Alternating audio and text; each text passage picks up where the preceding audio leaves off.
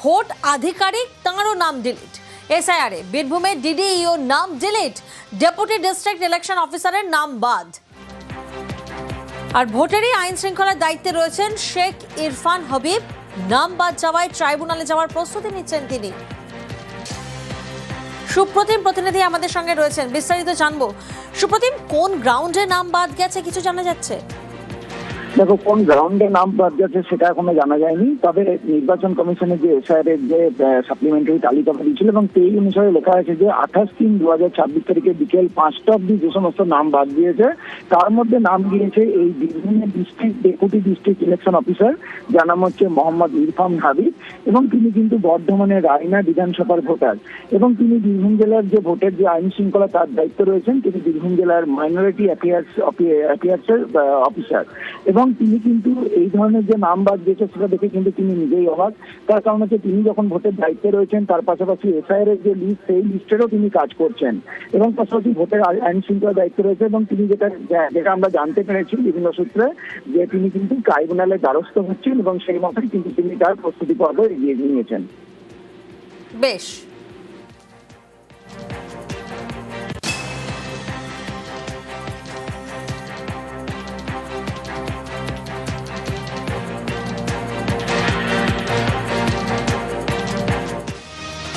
একদিকে আপনারা দেখলেন ডিডিইও নাম বাদ, অন্যদিকে ফাঁসি দেওয়ায় সেখানে 2 বুথে 609 নাম বাদ হয়ে গেছে।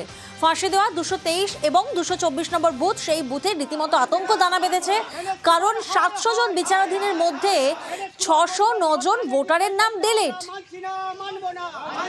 যার জেরে বিক্ষোভ দেখান তারা।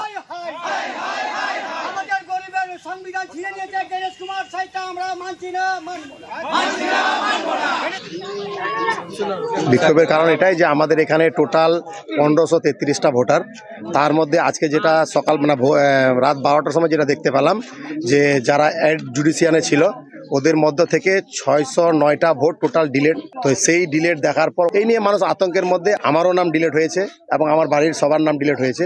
আমরা চাই যাতে নির্বাচন কমিশন তার নীতি নির্ধারণ রেখে যাদের ডকুমেন্টস ভিত্তিতে যেটা জেনুইন আছে সেটা করুক।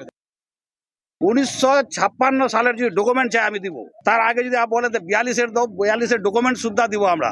এতগুলা লোকের যে ভোট বাদ গেছে কারণ ছাড়ে আমরা কোথায় বলবো না। যদি নাম না ওঠে তাহলে কি করবে? বৃহত্তর আন্দোলন করব, ভোট বয়কট করব। 10,000 লোক নিয়ে যাবে এসডি অফিস, নিজে এসডি অফিস হিলাই ছাড়িয়ে দেবো। এসডি অফিস থেকে পুরো ফাঁসি দেওয়া বিডি অফিস, কাউকে ছাড়ে কথা বলবো না।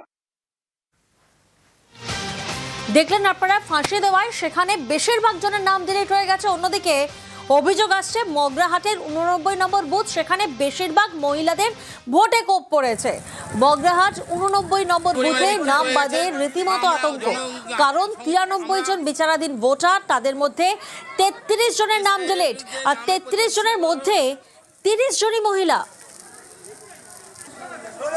যার জেরে তারা প্রতিবাদ দেখান, রাস্তায় টায়ার জ্বালিয়ে বিক্ষোভ দেখান, নির্বাচন কমিশনের বিরুদ্ধে ক্ষোভ প্রকাশ করেন। পরিমাণে বিক্ষিপ্ত হয়ে গেছে। আমরা এসআইআর এর বিরুদ্ধে। আর মগরাহাটের পর আমরা নজর রাখবো আলিপুরদুয়ার, সেখানেও কিন্তু একই অভিযোগ, এসআইআর এর নাম বাদে মহিলাদের টার্গেট করা হয়েছে, এমনটাই অভিযোগ। 52 জন বিচারাধীনের মধ্যে এখানে 18 জন মহিলা ভোটারের নাম বাদ, বেছে বেছে মহিলাদের নাম বাদের অভিযোগ। আলিপুরদুয়ারের 6 নম্বর ওয়ার্ডে 52 জনের নাম বাদ, 52 জন বিচারাধীনের মধ্যে বাদ 32 জনই। নাম বাদ পড়াদের আইনি সাহায্যে তোড়জোড়। এত বছর ভোট দিলাম, যতগুলো ভোট দেওয়ার যেখানে যা দেওয়ার সব দিয়েছি, কিন্তু এই 2026টা কিভাবে ডিলিট হলো? তার মানে এত ভেরি ফানি লাগছে আমার কাছে। ফ্যামিলির নাম আছে অথচ আমার নাম নেই, এটা খুবই আমাদের জন্য খুবই অসম্মানের ব্যাপার। এটা একটা ইলিগাল চলছে ব্যাপারটা। অ্যাডজুডিকেশন ছিল 53 জন, সেখানে আমার 32 জন ডিলিট হয়ে গেছে। মহিলা ভোটারের নামই বেশি ডিলিট হয়েছে। এটা তো মনে হচ্ছে একটা উদ্দেশ্যপ্রণোদিত টার্গেট করা হয়েছে। সমস্ত কিছু জমা নিচ্ছি, আমরা কোর্ট অবধি যাব, এটা শেষ দেখে ছাড়বো। অবশ্যই এর জবাব তো নির্বাচন কমিশন দিবে, কিন্তু আমাদের রাজনৈতিক দল হিসেবে আমাদের বক্তব্য পরিষ্কার, একজন বৈধ ভোটারের নাম যেন ভোটার তালিকা থেকে বাদ না যায়, আর যদি বাদ যায় তাহলে ভারতীয় জনতা পার্টি রাজনৈতিক কর্মসূচি, রাজনৈতিক আন্দোলনের পথে নামবে। অবশ্যই প্রত্যেকটা বুথে আমাদের কার্যকর্তারা রয়েছে, প্রত্যেকটা বুথে আমাদের কর্মীরা রয়েছে, তারা যোগাযোগ করছে। এ রাজ্যে 2021-এর ভোটে স্লোগান ছিল বাংলা নিজের মেয়েকে চায়। ভোটের ভান্ডার ভরেছিল লক্ষ্মীর ভান্ডার।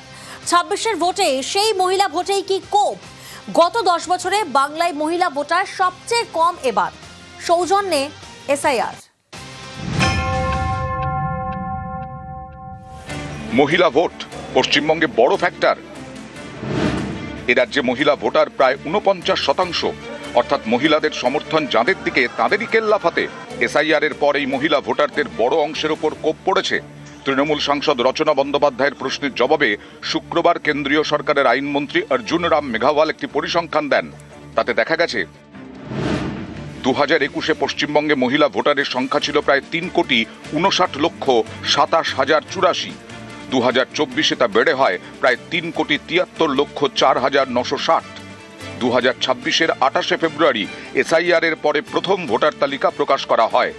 সেই তালিকা অনুযায়ী মহিলা ভোটারের সংখ্যা প্রায় 3,16,40,585। অর্থাৎ গত 5 বছরে মহিলা ভোটারের সংখ্যা এক ধাক্কায় কমে গেছে প্রায় 43 লক্ষ। 2026-এ এসআইআর এর পরে মহিলা ভোটারের সংখ্যা 10 বছরের সবচেয়ে কম। 2021-এ বিধানসভা ভোট এবং 2024-এর লোকসভা ভোটে মহিলারা ঢেলে ভোট দিয়েছেন তৃণমূলকে। সৌজন্যে অবশ্যই লক্ষ্মীর ভান্ডার। 26-এ ভোটের আগে এসআইআর করে মহিলা ভোট কাটা হচ্ছে বলে সরব হয়েছেন মমতা বন্দ্যোপাধ্যায়। সুপ্রিম কোর্টে মামলা করে নিজে গিয়ে সওয়াল করেছেন। Their SIR process is only for deletion, not for inclusion. Mismatch not only the title, sir. Mismatch, mismap, unplanned. Now suppose a daughter after marriage, she go to the in-laws house. Now why she's change her title? Why she's using the husband's name, husband's title? That is also mismatch. Can't be. Yes, sir, they have done it, sir. That's why we are. Now, That's sir, why we only just want to, sir. Number 2, sir, there are some daughters who married and shifted the in-laws house. They are now also just unilaterally deleted. It is just because they shifted their houses. শনিবার পশ্চিম বর্ধমানের রানীগঞ্জের সভা থেকেও সুর চড়ান মমতা বন্দ্যোপাধ্যায়। প্রথমেই 58 লক্ষ বাদ হয়েছে, মানে প্রায় 60, সেটা খোলাই হয়নি। তারপর 60 লক্ষ লজিস্টিক্যাল ডিসক্রিপেন্সি, মানে কি একটা মেয়ের বিয়ে হয়েছে, সে তার পদবি চেঞ্জ করেছে, সেই জন্য সে অ্যাডজুডিকেশনে। একটা মেয়ের বিয়ে হয়েছে, সে বাপের বাড়ি থেকে শ্বশুর বাড়ি গেছে, লজিস্টিক্যাল ডিসক্রিপেন্সি। আমার নাম মমতা ব্যানার্জি, আমার নামে স্পেলিং আমি কি লিখবো এটা আমার অধিকার, আমার বাবা মা তৈরি, বাবা মা দিয়ে গেছে।